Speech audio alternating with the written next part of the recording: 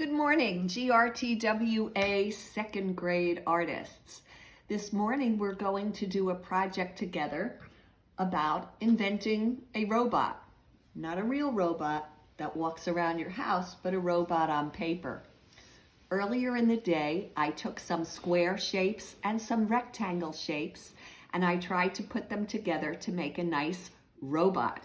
Now I'm going to trace over what I have before, and I'm going to show you how it comes out. Remember to sketch things first before you start using a crayon or a marker. I will turn to my easel now, and I'm going to start tracing Mr. Robot.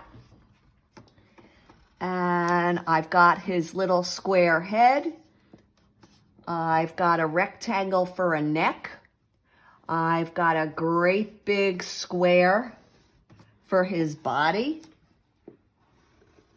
And his legs are rectangles. You can see that with a robot, you can have a lot of fun with shapes. Here's his little shoe. I'm going to just make that a half circle or a semicircle. Then I'm going to get the arms coming out the side, and I'm just using the letter C for hands, kind of like a Lego. If you have Legos at home with figures, you will see that the hands are a C shape. I'm going to add some details now where I would like to see them. Maybe I want some little antennas on top. Maybe I want some on the side as well. I'm not really sure. I'm just playing with the crayon now. I can make a nice rectangular mouth. Give him some teeth. Maybe some eyeballs. And I'm going to give him some buttons, and I'm going to add some details in his arms, maybe in his legs also.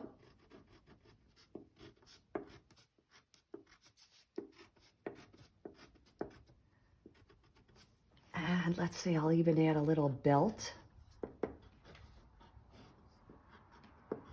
Okay. I think I'm going to add a horizon line, and you know that separates the earth from the sky. And I think I'm going to start coloring him in.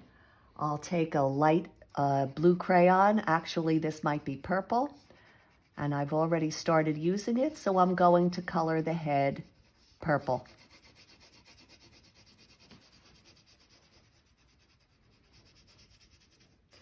Remember, when you're coloring, to try to make the crayon go all one direction.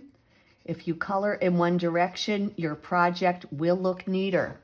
I think I'm going to make the neck the same color, and maybe the legs also.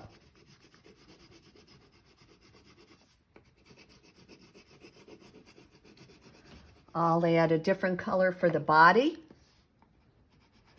So I'll add some light blue. And I am coloring on a diagonal and hopefully coloring all the same direction so that it looks nice and neat.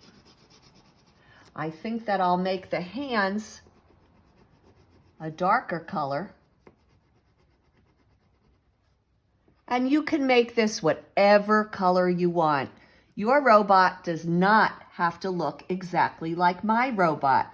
I would like you to use your imaginations and come up with a robot of your choice.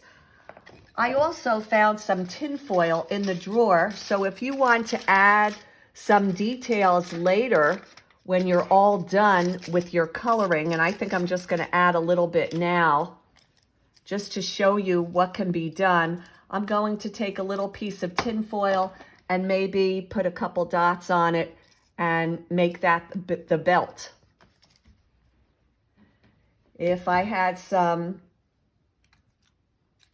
buttons, I could make the eyes out of buttons if I want to, or not. I'm going to keep coloring now. I just wanted to add a little drop to show you you can add either scrap paper, you can add what you have around the kitchen or the house, whatever you would like. If you wanted to add a little sun in the sky, You can cut that out of paper as well, or you can draw it on. You can use more than one thing to make a picture. You don't have to make the whole thing out of crayon or the whole thing out of paint. You can change it up a little bit. You can have fun with your robot. You can even make a little rainbow if you would like in the background.